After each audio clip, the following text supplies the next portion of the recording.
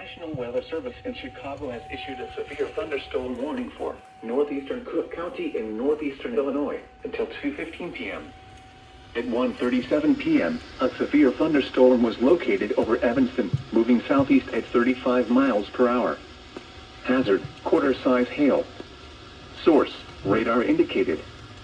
Impact, damage to vehicles is expected.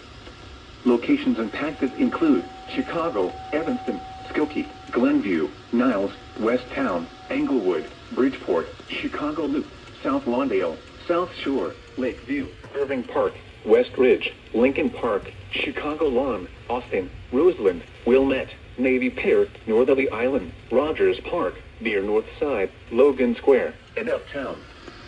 For your protection, move to an interior room on the lowest floor of a building.